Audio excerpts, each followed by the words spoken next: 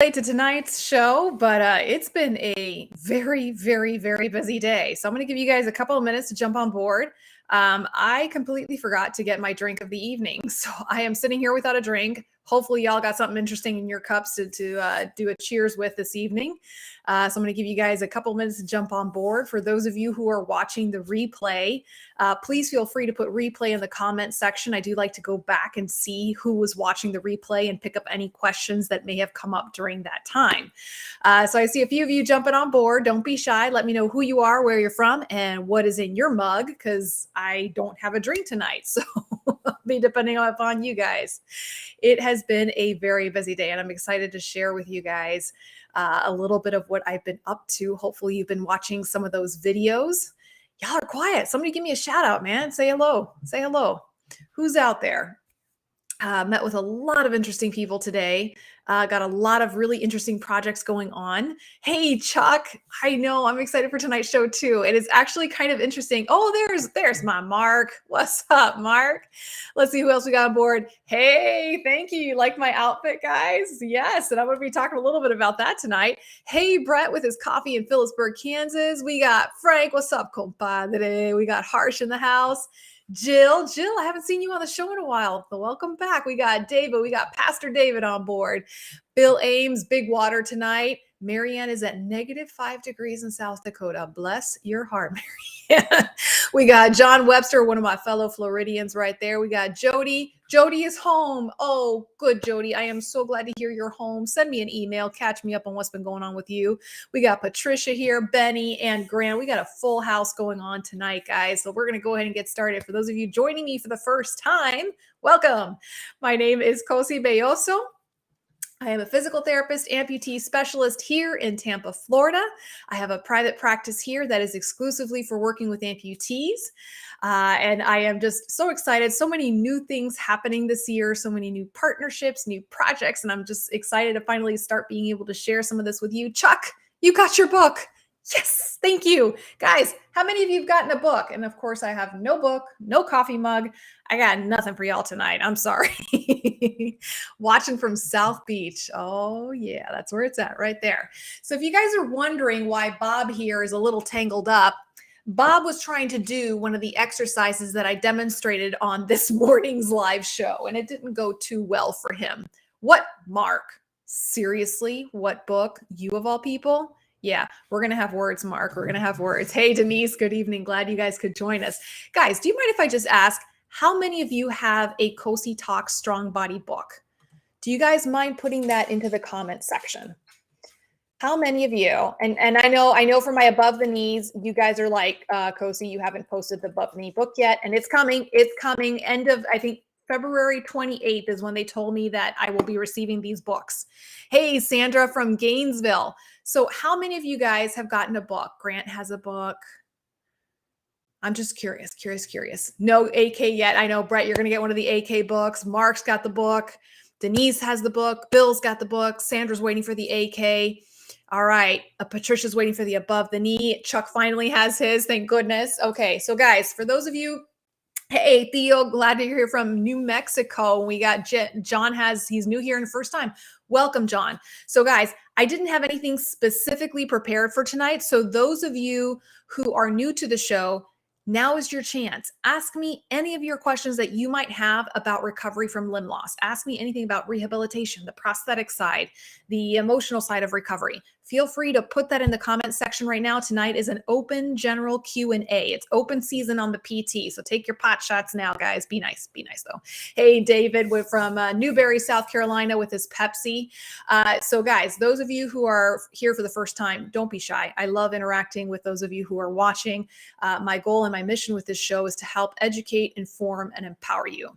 The recovery from limb loss is a lifelong journey.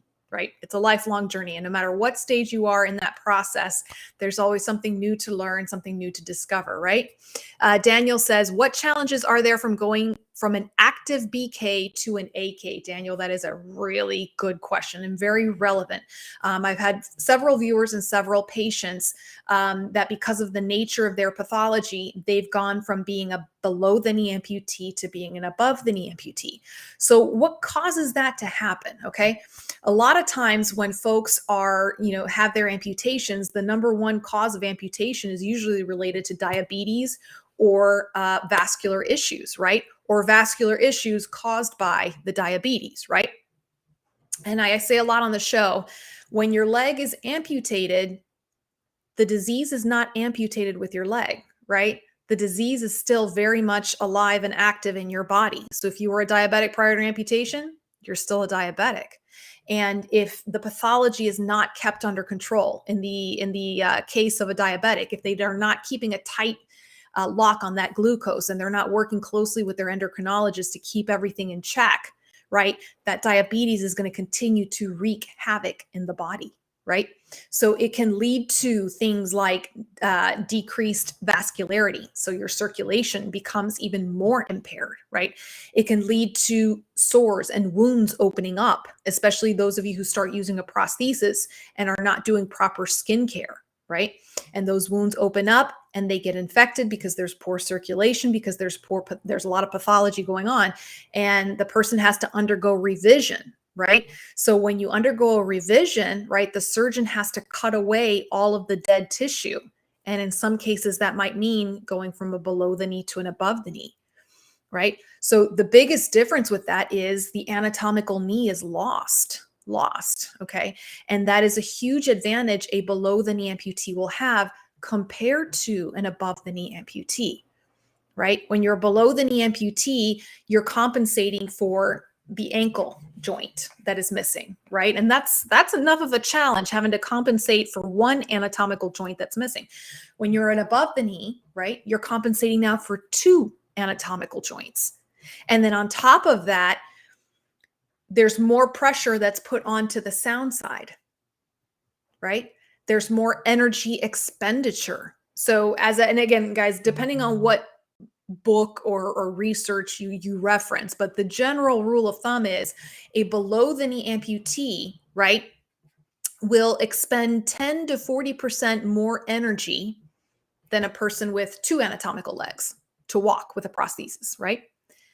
A person with an above the knee amputation, we're talking 60 to 80% more energy. It's a lot. It's a lot of energy expenditure, right? So those are some of the big things that you see when a person goes from a below the knee amputation to an above the knee amputation. Now, small silver linings, right? There's always got to be a small silver lining. When I've had the case where the individual was a below the knee amputee and they learned how to walk proficiently with their prosthesis, and then for whatever reason they became an above the knee amputee, they tend to pick it up a little bit faster. So even though they're now having to compensate for not having a knee, okay, the brain has started to learn how to use a prosthesis, and that sticks to the person. So they take to an above the knee prosthesis better. And the reason why I make a point of saying that, guys, is because sometimes people, when they know that they have a possibility of an above the knee amputation happening in the future, many people might just give up and say, well, I'll just wait till I have an above the knee amputation to get my prosthesis. And every situation is a little bit different, but if there's an opportunity for a person to safely use a below the knee prosthetic, even if they know that eventually down the line, they might have an above the knee amputation, I would encourage them to do that. And again, these situations are very unique, right? You have to have the perfect atmosphere to have that happen, but just thought I'd put that out there. All right. I see some comments coming in.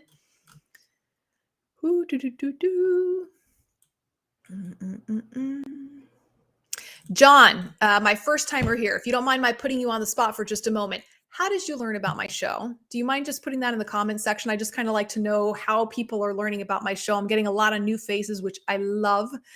So I just want to know how people are hearing about this show. Let's see. All right. Okay. So Jeff's here. Oh, there's my Jeffrey Cook. He's got excited. He's got a new socket, starting some planks, Supermans with legs on instead of Matt with no legs on, no cane. Woohoo. Nice, Jeff. I want to see a video, please. Please, please, please. Kevin, thank you very much. We got Debbie here, Cosi cup in the dishwasher, drinking water. There we go. Robin says, I feel new as though I haven't tuned in. It's been a very long time. Happy Wednesday. And guys, I'm going to put Robin on the spot a little bit. Those of you who have my book, she is the beautiful female above the knee model that's on the cover of my book. And she did all of my above the knee videos for the female model. And she did a beautiful job. So Robin, thank you so much again. Let's see. Bill says, right below the knee in 5/20/20 revision coming up in 2 weeks. Going to use the book in my recovery. Bill, show your physical therapist that book, okay? Show your physical therapist that book, okay? That was one of the big reasons, many reasons why I did this book. And guys, I posted a link earlier, and I probably should stop and just explain for a moment. In November, guys, and I'm going to post the link right now. In November, I launched the Strong Body series. It's a series of 150 plus exercises for above the knee and below the knee amputees. And all those videos are accessible through that link I just posted. It's a subscription format. So you can subscribe, get full access for a year. And then there's a book that has all of the exercises in there as well.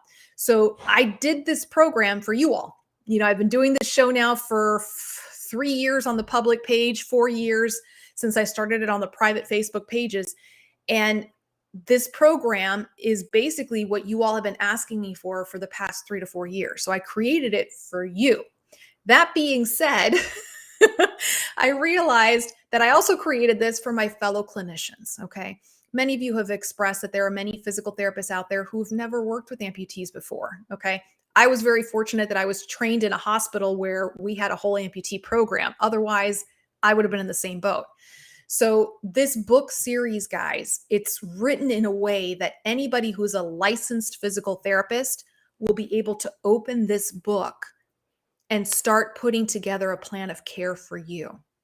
Because as physical therapists, we have this wonderful foundational knowledge, right? It's just a matter of learning in the PT brain how to adapt the exercises and how to progress the person through their recovery process. So Bill, in your case, you know, hopefully you're meeting with a physical therapist who has experience working with amputees. And if they are, trust me, they're going to like looking at this book because they'll be able to point out to you, do this exercise, this one, and they'll cherry pick the ones that are appropriate for you. And for those of you who have a PT who's not familiar with working with amputees, take them your book. Take them your book and show them, and they will like it. Promise. Promise. All right, here we go. What else have we got? Oh, Kevin says, I had a blister and oh my, never again. Kevin, consider yourself lucky that you're learning this lesson now. Yes. And blisters, no bueno. Skincare for me, and those of y'all who've been on my show, y'all know how much I love my skincare. I have this with me at all times. Grant says, I heard last night in the group that humidity can change volume. I never heard that, and now I'm worried about traveling to Florida in October. Any suggestions on dealing with that? Yes. And I live in Florida, guys. It is like the humidity here. We're in the subtropics, actually. Tampa is considered to be subtropical, and Miami, where I used to live, is right on the border of tropics, right? So it is humid. Even now, we're in February, right? I'm sweating. I'm in short. Yeah. So yes, it does affect the volume. I notice it in myself on days that it's really humid. My wedding band is really, really tight, right? My fingers swell more. My legs swell more. It's part of living here. And with my patients, especially so. When it gets hot, humid summer months, my patients are complaining because their limbs are just swelling up and going down, up and down. So the best way to manage that, Grant, is to try to get ahead of it. Okay. Skincare. Got to stay on top of your skincare if you're in a hot, humid environment. Same goes for the extreme cold, right? Because with extreme cold, we got the opposite. We get dry, cracked skin that can also present a problem. Okay. So typically with my patients here in Florida, y'all know I like this Vital Fit system because it's got the cleanser, daytime moisturizer, nighttime moisturizer, and liquid to powder. So on the more humid days, I might tell my patients to lay off the daytime moisturizer just because it might be just a little too much. But I still want to keep that skin healthy. I don't want it too dry. I don't want it too humid. A lot of times, folks, when it's humid, they'll stop using their skincare products. And what happens is your skin dries out and it starts to overproduce oil and sweat as a response. Okay. So when it gets humid, laying off a little bit on the daytime moisturizer, putting on a little bit more of the liquid to powder in the problem areas. Okay. Here in Florida, we also look more at those liners that are meant to either wick away sweat. Okay. Like the Silk Hair Breathe liner that Blatchford makes, or I believe Alps, is it Alps that has a cool liner? Y'all help me out here, because I know some of y'all have this liner. Willowwood, help me out. They have a liner that helps bring the temperature down, and it's actually very effective for the patients that I've had that use it. The other thing, Grant, hydration. And this is something that people go, what? So if you are dehydrated, your body is going to want to hold on to water. It's going to be in survival mode, right? So you're going to get puffy with water retention, right? Edema. So the best way to combat water retention and edema is to drink water, which sounds kind of counterintuitive, but that's how it works. Okay.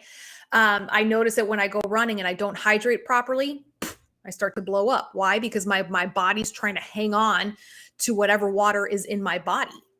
Okay.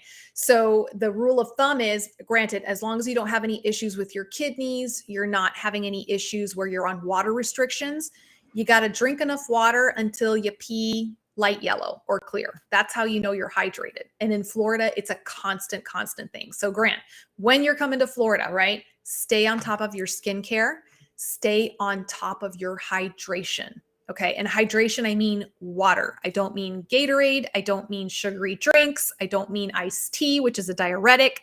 I mean water. Okay. And then the other side of that is sock management. Okay. When you get hot and sweaty, usually a lot of my patients here in Florida, at least once a day, they'll have to take off their socks and replace them with clean, fresh socks. Okay. You want to make sure you kind of stay on top of that, clean your liner, keep it nice and dry and clean throughout the day. Yeah. Trust me, in Florida, it's not so much the humidity you got to worry about, it's the gators, but we'll talk about that one on another day. Okay. Then we got, let's see.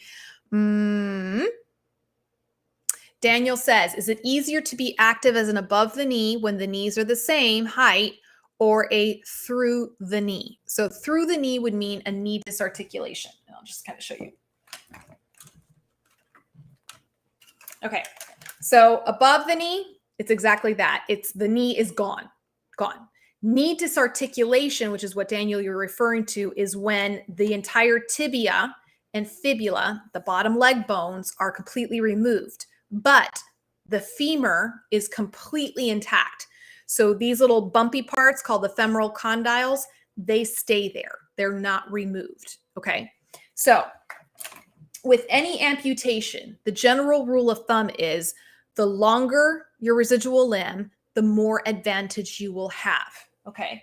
So even in the case of an above the knee amputee, someone who has an above the knee amputation here is going to have a greater advantage over someone who has an above the knee amputation here. It's just simple physics. You have a longer lever arm to work with. And that also means that you'll have a little bit more of muscle and residual tissue there, right? So a knee disarticulation, right, is going to be longer than an above the knee. And that's the greatest advantage. The second advantage to being a knee disarticulation is you can put weight through the end of your bone. You can't do that as an above the knee. You can't do that as a below the knee. But as a knee disarticulation, you can put weight through the actual bone. Now, some of the disadvantages with knee disarticulation is exactly what you mentioned, that because of the alignment of the knees, the knee disarticulation side might stick out just a little bit more. And then also with getting into the prosthesis, right, a knee disarticulation might present with more challenge because you've got that bulbous end right there, right? With the end of the bones right there. Okay. So that's where, but guys, there's solutions to that. That's where things like an adjustable socket can come in handy. We've had our Revo Fit systems here by Click Medical on the show a couple of weeks back. So you guys can refer back to that show where I talk all about the different adjustable socket options that they have. So something with an adjustable, excuse me, for someone who has a knee disarticulation, this adjustable system, specifically the one with the gap, could be really beneficial to get that bulbous end in and then be able to tighten the socket using these dials. Okay. So the short answer is it is a greater advantage to be a knee disarticulation. However, there are a couple of things that you have to take into consideration with socket fit. Okay. And guys, just as like I said, I've been doing a lot of running lately with amputee work, and that's an added advantage. Someone who's a knee disarticulation can run beautifully, almost like a below the knee. They almost look like a below the knee when they are running, because again, they've got that nice long lever arm there. Okay. Okay. Patricia asks, I'm a left AK. I use 2 forearm crutches. I feel like I put more weight on the right hand and arm when walking. Notice numbness and tingling in the right hand and arm. Any suggestions? Yes. So Patricia, it makes sense. If you're a left-sided amputee, your walking device is going to go on the right side. It goes on the opposite side to provide that stability, almost like providing a bridge support, right? So even when you're using a two-handed device like the forearm crutches, you're probably going to tend to favor the right-hand side. And yes, numbness and tingling in the hands can be a problem with forearm crutches, can also be a problem with the underarm crutches because it's pushing up under your arm where you have a bunch of nerves that control your brachial plexus, that control your arm, right? So when you're using those things long-term, you do need to be careful with that. So Patricia, in your case, I would say, have the physical therapist take a look at your gait pattern. Is there a different gait pattern that you can use with those forearm crutches that's going to take the pressure off of that right arm? Okay. And there was actually a question I realized I never answered. I need to go back and answer his email. A gentleman emailed me about the different types of gait patterns with forearm crutches. And there are several different, there's a 2-point gait pattern, a 3-point, and a 4-point gait pattern, Patricia. Okay. So that might be time to revisit that with the physical therapist and just have them review that with you, because, habits happen, right? We fall into some bad habits where we just do what we need to do to get from point A to point B, right? But that can also cause some problems. Another side of it, Patricia, when you make that appointment with your neighborhood-friendly physical therapist to review your gait pattern, have them take a look at your shoulders, okay? Have them do an assessment and just see, are you having any problems with shoulder instability? Any problems with your rotator cuff strength, right? Your shoulder girdle needs to be nice and strong to be able to support you on those crutches. Okay. Same way for those of you who use wheelchairs for your primary mode of transportation, for your mobility, right? Wheeling that wheelchair up and down all day long can be murder on the shoulders, right? So you got to kind of keep an eye on those things as well. Hey, Ray, long time no see. I'm glad you're here, Ray. We got Alfonso on board. How can I get an interview with you, Alfonso? If you'd like to interview me, you're more than welcome to message me. I am pretty easy to reach on Facebook, on my website, cositalks.com. You can email me directly, and I do answer all the emails. So you can find me that way, Alfonso. All right. Marianne says it gets much harder to go from a below the knee to a double above the knee amputation. She goes, I know I'm really struggling, but Marianne, you are working so hard. And I love getting your emails and your videos of how hard you're working. Oh, thank you, Debbie. I appreciate that. Ashley, there's my girl. You got your sweet tea, Ashley. Let's see. So Debbie says, I wish I had your book when I was in therapy. PT wasn't familiar with amputees. And again, guys, not just because it's my book. I mean, I know I'm like, but this is just a good reference book for you to have, period. I'm a runner. I love to run. I'm actually training for a race in April. And I'm going to talk to you guys a little bit about that because I got some fun stuff coming up with that. And I use the exercises from my own book. Like that's I'm not an amputee myself, but the same exercises that I use for my running and my own fitness program, I use in that book. And those of you who are familiar with my book, I have it divided up into arm, leg, core, strengthening, balance, and flexibility, right? And then within the legs and the arms and the core, it's phases 1, 2, and 3, right? So there's a beginner, intermediate, and advanced level. So for example, guys, with the arms, I have a weak upper body. I'm still on phase 1 exercises. With core, I'm on phase 3 exercises. With legs, I'm on phase 2 exercises, right? So even though I'm a very active runner, I'm very active in my life, I still have lots of areas that I need to work on to improve my fitness, to get me ready for a race, and more importantly, to keep myself injury free. Okay, so even those of you who have already gotten on with your life and are using your prosthesis, I would encourage you, take a look at this book, take a look at these exercises, because it's a good fitness program. That's basically what it is. It's a good lifelong program. All right, let's see. Ray says, I recently fell on my limb forgetting that my prosthesis was not on. Oh, bless your heart. Yeah, that happens a lot. For those of you out there who are wondering, is it only me that's ever happened to? Y'all, Cosi poll. How many of y'all, when you got up in the middle of the night to go use the restroom, you forgot that you didn't have a leg and you fell? No shame, no judging. No judging. It's happened to so many of my patients. And whenever I have a patient who comes in and they're like sheepish, they're embarrassed to tell me this, because they're just like, I know I don't have a leg, but I just got up and I started walking. And I'm like, you're not alone. You are not alone in this. So guys, no shame. Tell me if that's ever happened to you. Let's see. Ashley says, I just got the College Park Soleus. Nice. And the learning curve is killer. It has much more spring than I'm used to. Any tips to make the transition smoother?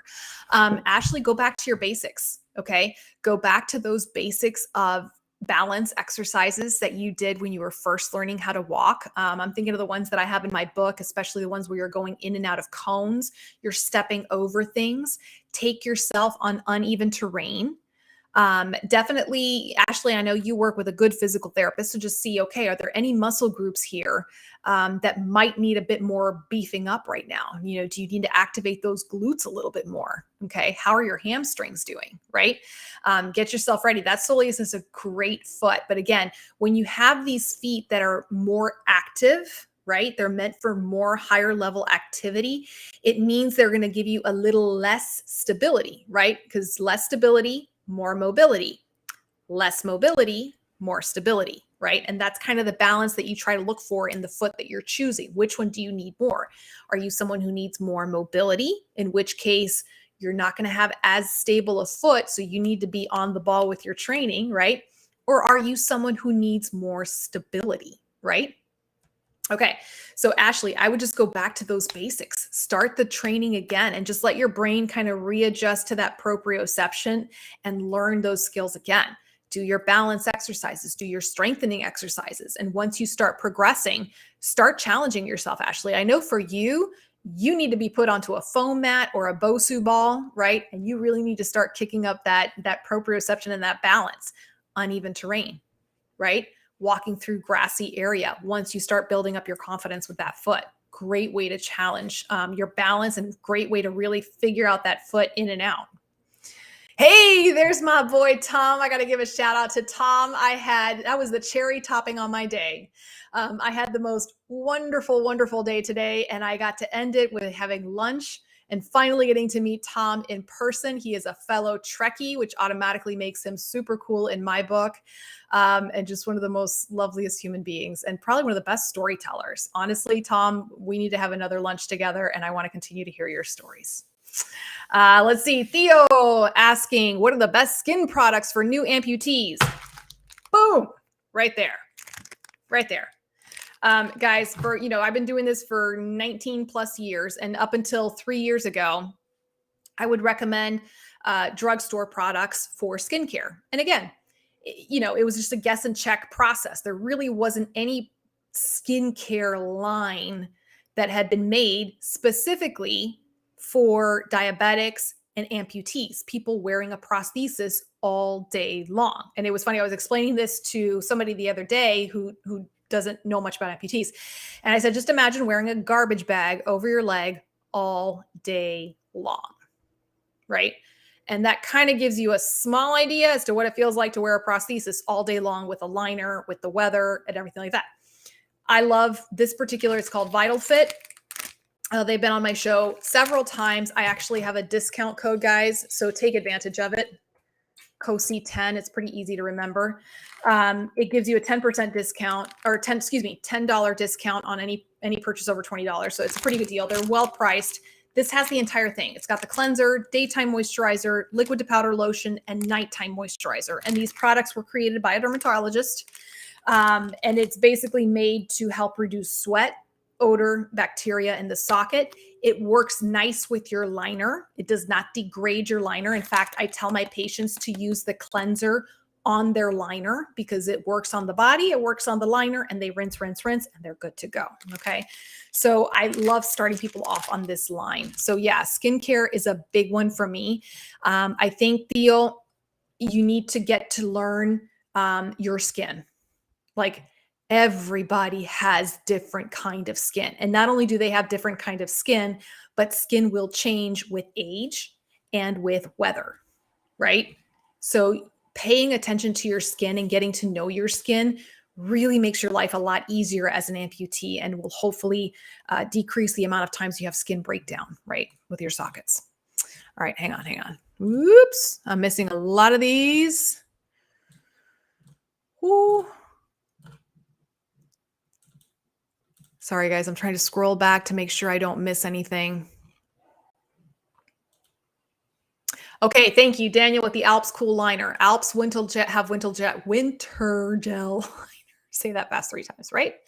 Alps, thank you, guys. That one's the one with the cool liner. I know, like, I just remember it because my patient came in and he said, oh my gosh, it's like you can feel a couple of degrees difference when you put it on your skin. It actually feels different, which is kind of cool.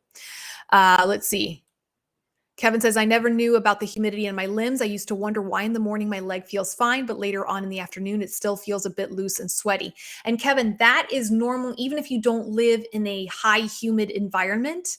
A lot of times people will say, you know, they wake up in the morning and they have to do the song and dance to get into their socket, walk around a few steps until they finally get into their socket and adjust socks. And then as the day goes on, right, as they are active throughout the day, the limb will start to shrink a little bit. That's just circulation moving things around, right? And by the end of the day, the socket's a little bit more loose. Again, this is where I like to plug in the adjustable socket. If you're a candidate for an adjustable socket, and that's something that happens to you a lot through the day, that's where one of these little puppies comes in handy, because in the morning you can get all the way into your socket and then you can just loosen or tighten the socket as the day goes on. Kind of cool. Debbie says, no gators, please. I know. It's like everything here in Florida either tries to bite you, sting you, fly at you. It's a good time. I love living in Florida. I give Florida a lot of crap, but I love living in Florida. I said that. So Tom says single limb above the knee as a disarticulation is a bad thing. Bilateral knee disarticulation is great. That's interesting, Tom. I've never heard that before. So yeah, it's knee disarticulation definitely has its disadvantages, especially when it comes to prosthetic fit. That's probably the part where it's the most challenging to be a knee disarticulation. But there's still a part of me, Tom, that wonders, like, compared to above the knee, you know, just having that lever arm. That should be a discussion for our next lunch. That needs to be a discussion for our next lunch.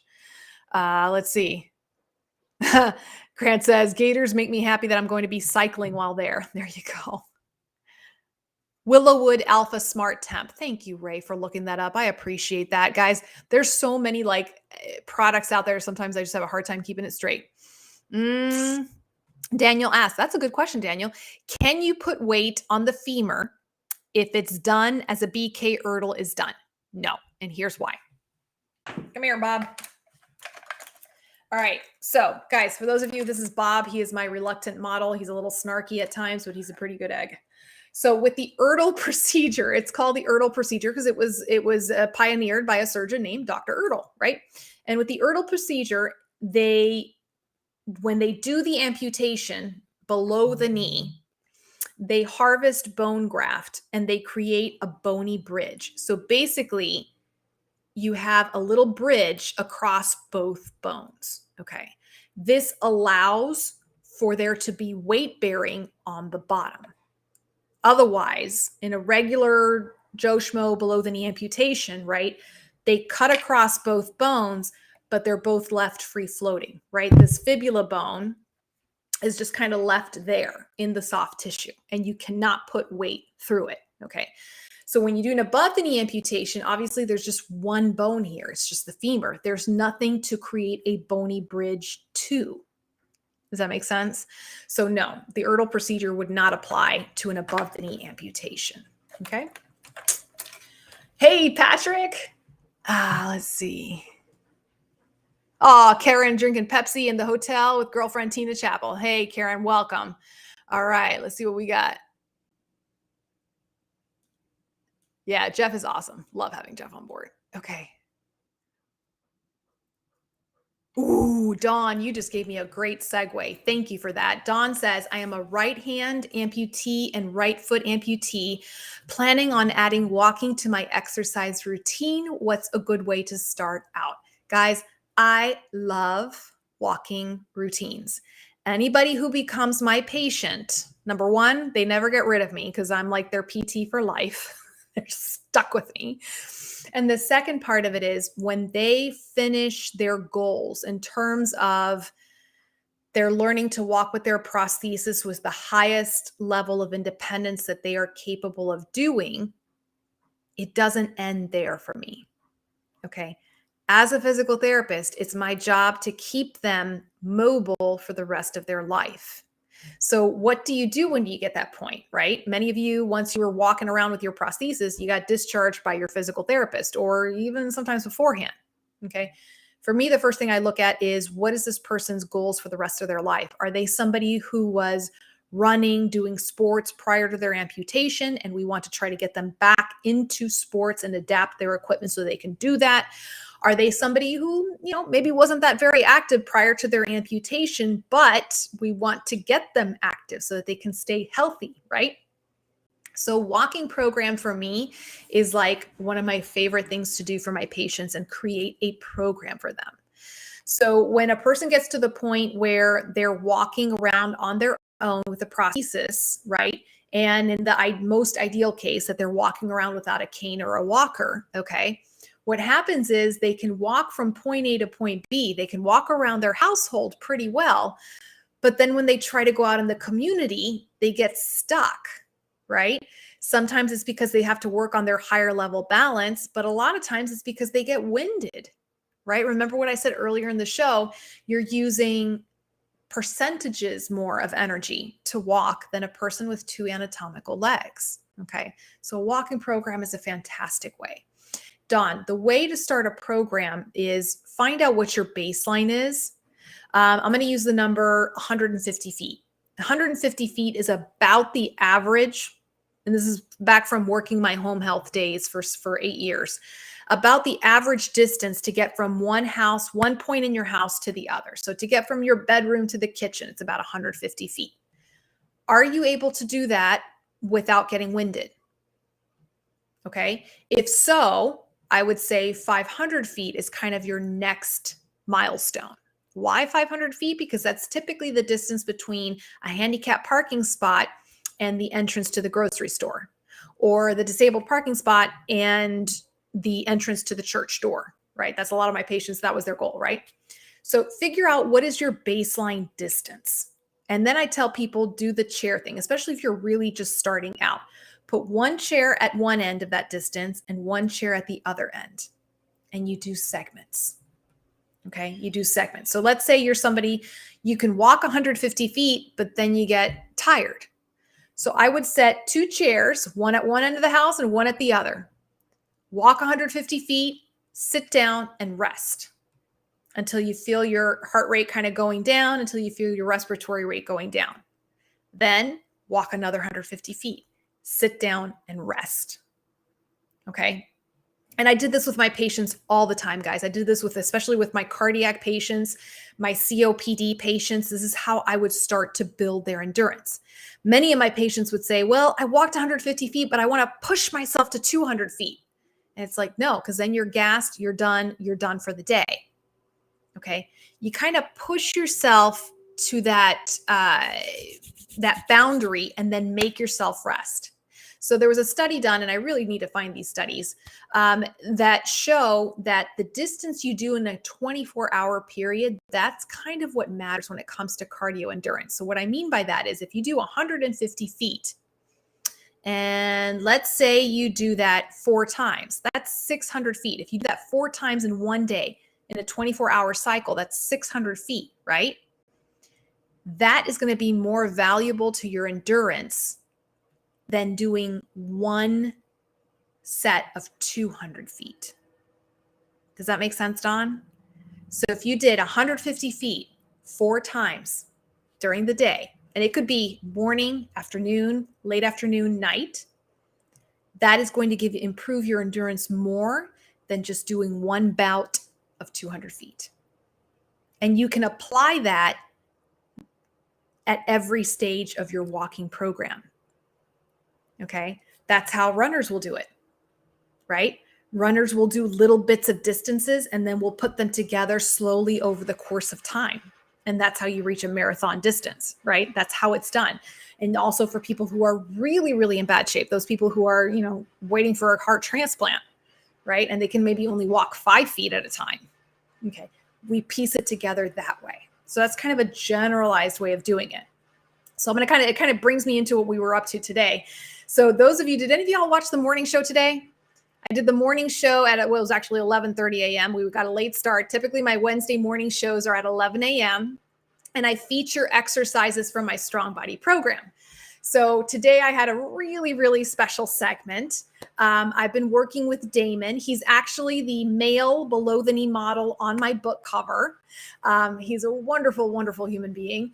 He's actually agreed to let me teach him how to run, which I am so excited about. I've been after him for years to get him to let me teach him. So he and I are signed up for a race on April 2nd. It's a 5K. Our goal is for him to finish the race. It might be just jogging and walking, but our goal is for him to finish the race and to hopefully sign up for another one after that. Okay. With Damon, he's in fantastic shape. I don't know if you had a chance to watch the videos from the past couple weeks. He's in great shape, but he's never had the chance to develop a running program. Okay. So we're slowly easing him into it. We're definitely doing some very specialized strengthening from the Strong Body book to make sure his muscles and joints are protected. We're also looking at his skin very carefully. Today, I got a chance to talk to his prosthetist, who is just one of the coolest prosthetists I've ever met. I'm so excited to get to work with this prosthetist because he's a runner himself. So we're both like, oh yeah, we're going to get Damon up and running. So we were talking about different things that we might have to do with his prosthesis to help him run. But going back to it, Dawn, with Damon, he's very independent. He's walking everywhere. He's doing great. But when it comes to running, we're kind of having to backpedal and start him off in square one. Okay. And I'm going to post some more of these videos tomorrow. With Damon, we did 0.05 of a mile, 0.05. We did a slow jog, and then we walked 0.05 of a mile, of 0.05, 0.05 of a mile back. It was actually perfect. We were at a storefront. We were at Lululemon. Got to give a shout out to Lululemon. They donated the clothes that we were wearing today. They partnered with us and they outfit Damon. They outfit me. I'm still wearing my outfit from today, and it's the most comfortable outfit ever from Lululemon. So total props to them. They let us film in front of their storefront. They have a beautiful sidewalk there, so we were able to do that. But basically, Dawn, with Damon, we ran 0.05 of a mile, walked 0.05 of a mile, jogged 0.05 of a mile, walked 0.05 of a mile. And that's basically to allow his skin, right, and his joints to become accustomed to the mechanics of running. And the whole time, me checking his skin, making sure his skin's okay. So by the end of the day, he had done 0.5 mile, okay, which is, quite a bit. But he would not have been able to complete that had he just done 0.5 mile trying to get through it straight. Does that make sense? All right, I'm so excited about this project, guys. So guys, if you haven't seen it already, go back to my YouTube channel, Facebook, Instagram. I've been posting it everywhere. Just a couple of the favorite exercises and agility training and things that we're doing to get Damon back into running. And yeah, I understand not everyone's a runner. It's a given. I do the majority of my work with the show and the majority of work with my patients are teaching people how to walk with the prosthesis. But I always I've been wanting to feature the running side just because I think it's fun and it's fascinating for me. I love teaching the human body how to run. I think it's just the coolest thing ever. And how to push the human body and get it to perform even better. Myself as well. I'm trying to, train and get better times myself. And I just think it's fun to watch. It's just something fun to watch. So, all right. Patrick, you're awesome. Aloha, Joan. Rupert, the AK book, okay, publisher told me February 28th, which is in 5 days, it's going to be sent out to me. I am counting down those 5 days. Guys, those of you who are waiting for my my above the knee book, sign up for my email subscription at cositalks.com because that's where I'm going to post first that it's out. Okay. All right, let me keep going through here, guys. Let me try to get in some of these questions.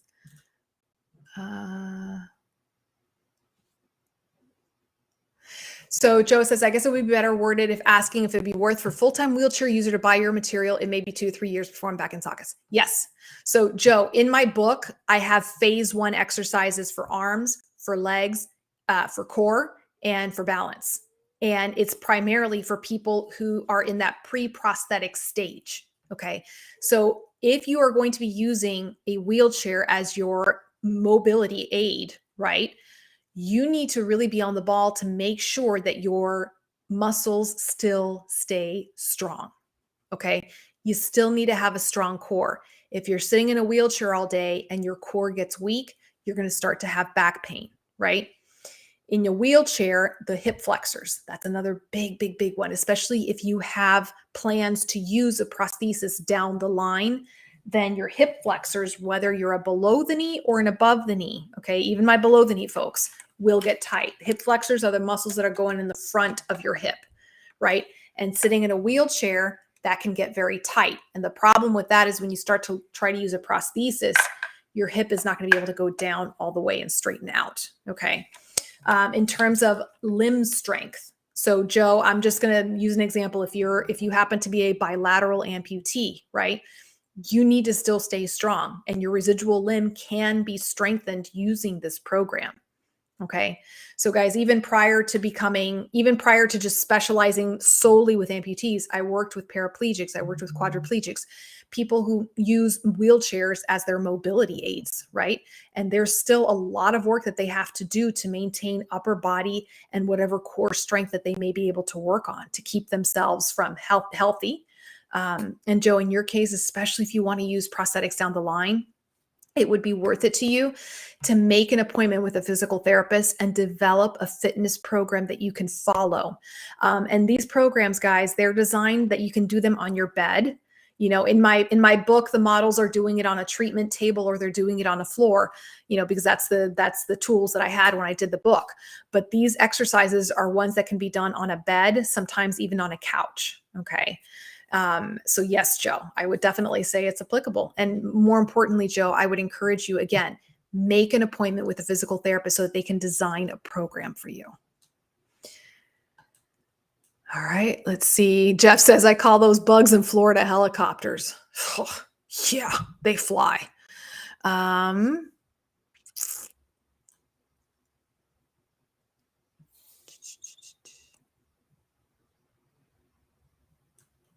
Okay, sorry.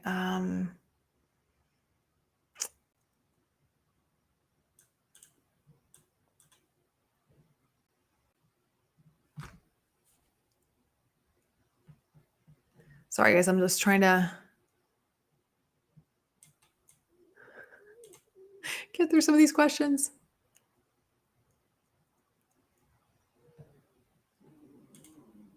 Okay.